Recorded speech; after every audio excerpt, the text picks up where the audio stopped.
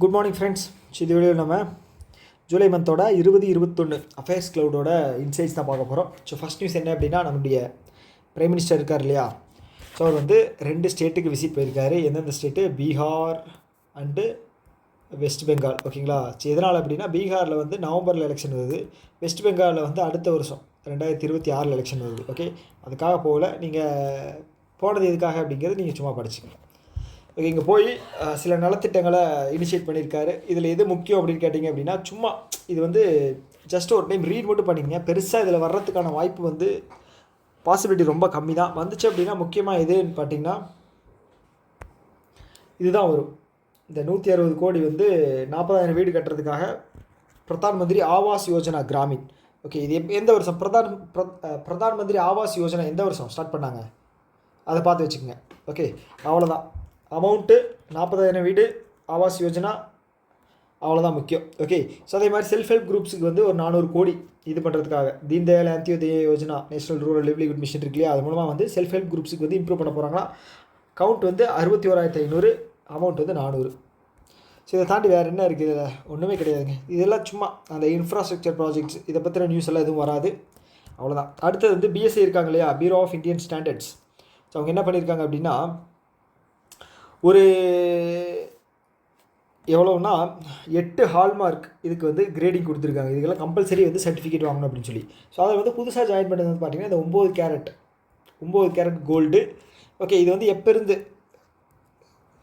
நடைமுறைக்கு வருது, மார்க்கெட்டுக்கு வருது அப்படின்னா ஜூலை 25. ஓகே, இதில் கொஷின் என்ன வரும் அப்படின்னா, ரீசெண்டாக ஜாயின் பண்ண அந்த கேரட்டோட ரேட்டு, அந்த இது நம்பர் என்னன்னு கேட்பாங்க. அடுத்து வந்து இந்த ஹால்மார்க் யூனிக் நம்பர் இருக்கு இல்லையா, அது எவ்வளோ டிஜிட் அப்படின்னு கேட்பாங்க. டிஜிட் கேட்குறதுக்கு வாய்ப்பு இருக்குது, அது கேட்குறதுக்கு வாய்ப்பு இருக்குது. அவ்வளோதான். அடுத்தது இது வந்து பழைய நியூஸ். இது என்ன நியூஸ் அப்படின்னா, வேவ் சமிட் நடந்தது இல்லையா மும்பையில். ஓகே, ஒரு 2 மாதம், ஒரு மாதத்துக்கு முன்னாடி நினைக்கிறேன். ஓகே, ஸோ இதோட தீம் என்ன? Connecting creators, connecting countries. அதானே? கரெக்டாக தான் சொல்கிறேன்னு நினைக்கிறேன். ஸோ அப்போ வந்து ஒரு யூனிவர்சிட்டி கிரியேட்டர்ஸ்க்கு வந்து யூனிவர்சிட்டியை வந்து க்ரியேட் பண்ணணும், அதில் வந்து கற்றுக் கொடுக்கணும். ஸோ கிரியேட்டர் மூலமாக வந்து இந்தியாவில் 1 பில்லியன் வந்து நம்ம இது பண்ணலாம், அன்லாக் பண்ணலாம் பிஸ்னஸை அப்படின்னு சொல்லியிருந்தாங்க. ஸோ அதற்கான ஒரு விஷயம் தான் வந்து இப்போ இது பண்ணியிருக்காங்க. ஸோ ஒரு யூனிவர்சிட்டியை வந்து லான்ச் பண்ணியிருக்காங்க எங்கே? மும்பையில்.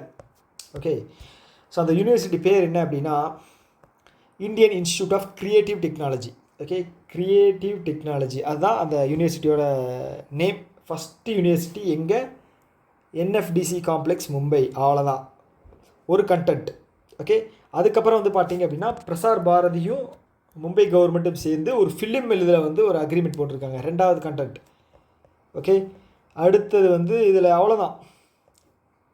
இதில் வேறு எதுவும் கிடையாது. ஆனால் நான் சொல்கிறத தாண்டி நீங்கள் வந்து ஒரு டைம் ஃபுல்லாக நியூஸ் வந்து எல்லா நியூஸும் வாசிச்சிடணும்.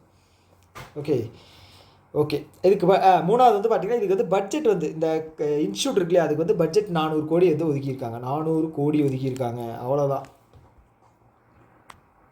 ஓகே, இதை தாண்டி வந்துச்சு அப்படின்னா அவுட் ஆஃப் சிலபஸ்லேருந்து தான் வரும்.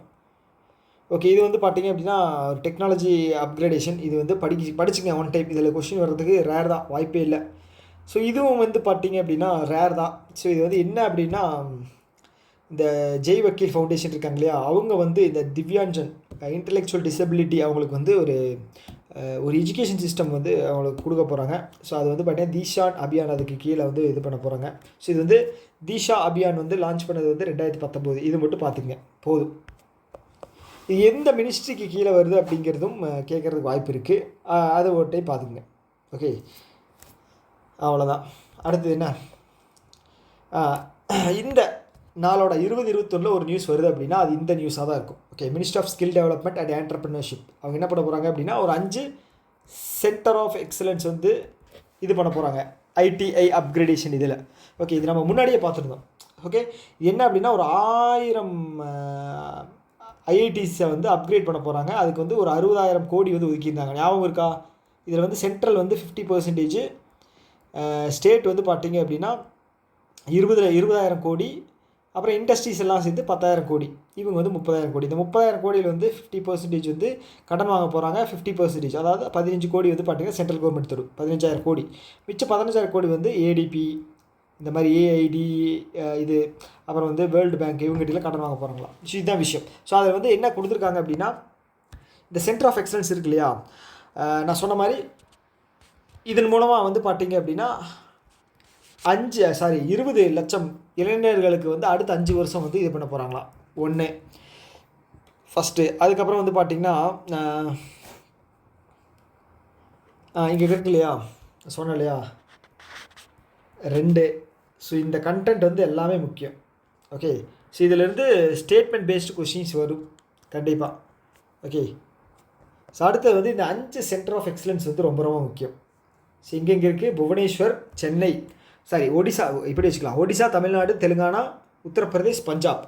மேப்பில் பார்த்துட்டோம் அப்படின்னா எங்கெங்கே இருக்குது, ஒரு நிமிஷம் சுருக்கி சொல்லிடுறேன். மேப்பில் பார்த்தோம் அப்படின்னா சென்னையில் 1, ஹைதராபாத்தில் 1, பஞ்சாபில், அப்புறம் வந்து பார்த்திங்கன்னா ஒடிசா, அப்புறம் வந்து உத்தரப்பிரதேஷ். இந்த 5 இடத்துல வந்து பார்த்திங்கன்னா சென்டர் ஆஃப் எக்ஸலன்ஸ் வந்து இது பண்ண போகிறாங்க. என்னது, சென்டர் ஆஃப் எக்ஸலன்ஸ் அது சென்டர் வந்து லான்ச் பண்ண போகிறாங்க. ஓகே, அவ்வளோதான். அடுத்து மகாராஷ்டிரா தான் ஃபஸ்ட்டு ஸ்டேட்டு. என்ன பண்ண போகிறாங்க அப்படின்னா, இந்த கால்நடைகள் வச்சுருக்காங்க இல்லையா, கால்நடைகள் அப்படின்னா ஆடு, மாடு, எருமை, அப்புறம் வேறு ஏதாவது கால்நடை இருக்கு இல்லையா. ஸோ அதெல்லாம் வந்து பார்த்திங்கன்னா அக்ரிகல்ச்சர் இதில் வந்து இது பண்ணியிருக்காங்க, கேசிசி இதில் வந்து ஆட் பண்ணியிருக்காங்க. யார், மகாராஷ்டிரா. அதனால வந்து அவங்களுக்கு கொலாட்ரல் ஃப்ரீ லோன் வந்து 2 லட்சம் வரைக்கும் கொலாட்ரல் ஃப்ரீ வந்து லோன் வாங்கிக்கலாம். ஸோ இப்போ ரீசெண்டாக ஒரு நியூஸ் படித்தோம் இல்லையா, பிஎம் இது கிரெடிட் கேரண்டி ஸ்கீம் மூலமாக வந்து 10 லட்சம் வரைக்கும் வந்து இவங்க ஸ்மால் அண்ட் மீடியம் என்டர்பிரைசஸ், அப்புறம் இவங்க வந்து 10 லட்சம் வரைக்கும் அந்த பிஎம் கிரெடிட் கேரண்டி கார்பரேஷன் அவங்க இதுக்கு கீழே வந்து 10 லட்சம் வரைக்கும் லோன் வாங்கிக்கலாம். கேசிசி மூலமாக வந்து 2 லட்சம் வரைக்கும் கொலாட்ரல் ஃப்ரீ. ஓகே, இந்த கேசிசி கார்டு இருக்கு இல்லையா, இப்போ அக்ரிகல்ச்சர் இண்டஸ்ட்ரி மட்டும்தான் இருந்தாங்க, இவங்க வந்து கால்நடை மேய்க்கிறவங்க இருக்காங்க இல்லையா, அவங்களையும் வந்து இதில் ஆட் பண்ணியிருக்காங்க. அவ்வளோதான் விஷயம். ஸோ இதோட டேட்டா வந்து பார்த்திங்கன்னா ஷாக்கிங்கான விஷயம். இப்போ விவசாயம் பண்ணுறதை விட நம்ம கால்நடைகள் இருக்கு இல்லையா, அதில் வர்ற வருமானம் தான் வந்து அதிகமாக இருக்கா, கிட்டத்தட்ட டபுளாக இருக்குது. ஓகே. ஸோ இந்த ஸ்கீமில் வந்து இன்ட்ரெஸ்ட் சப்சிடி வந்து பார்த்திங்க அப்படின்னா 4% வந்து நமக்கு இதாக கிடைக்கிது. அதுக்கப்புறம் அந்த ட்ரைபல் மினிஸ்ட்ரி இருக்காங்க இல்லையா, ஸோ அவங்க வந்து பார்த்திங்கன்னா கோல் இண்டஸ்ட்ரி இவங்க கோல் இண்டியா லிமிடெட்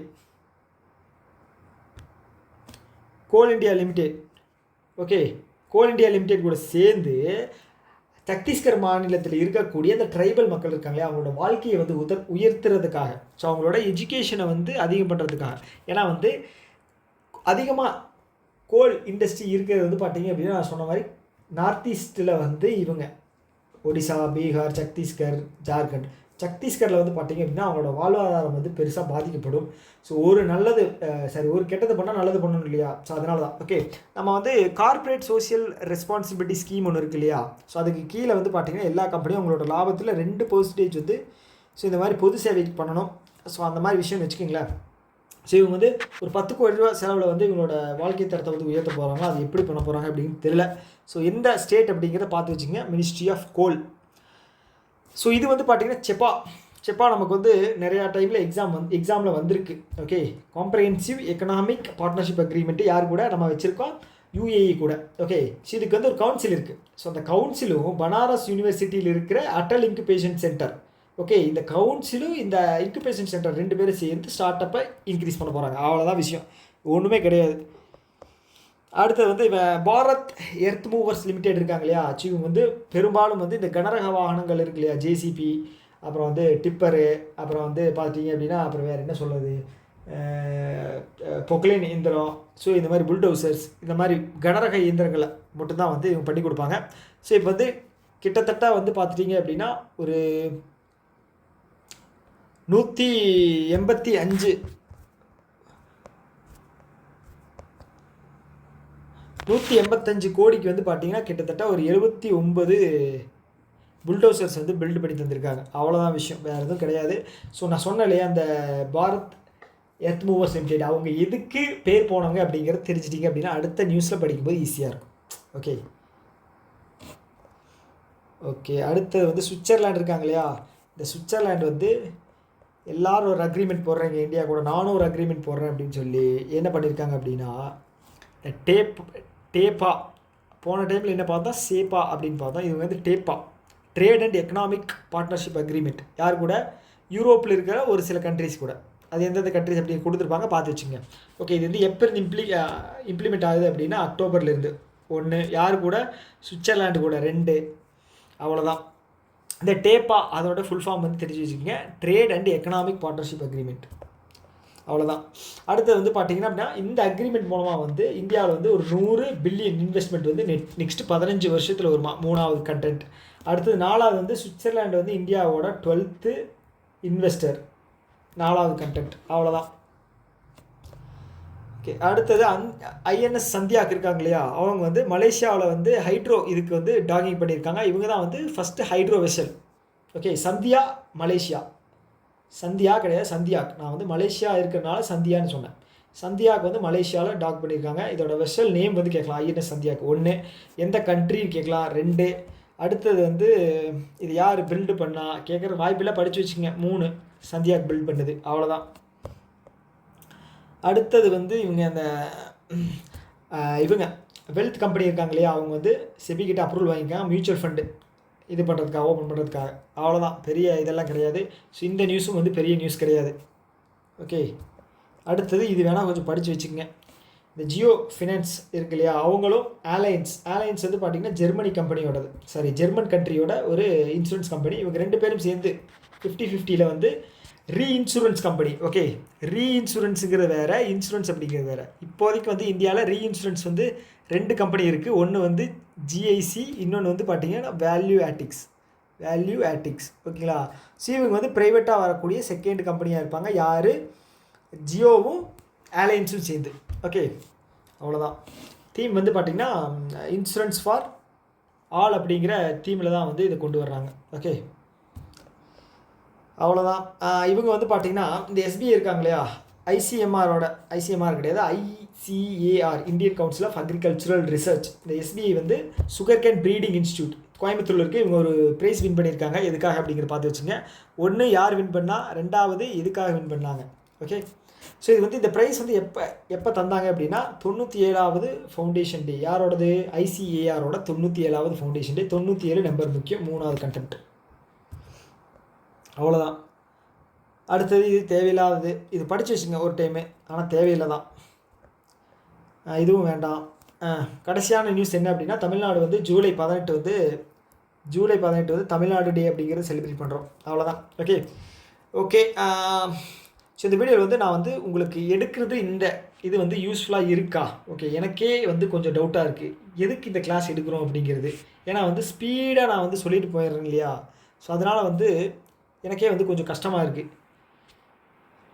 நம்ம எடுக்கிறது வந்து புரியுதா இல்லையா, இல்லை யூஸ் ஆகுதா இல்லையா அப்படிங்கிறது.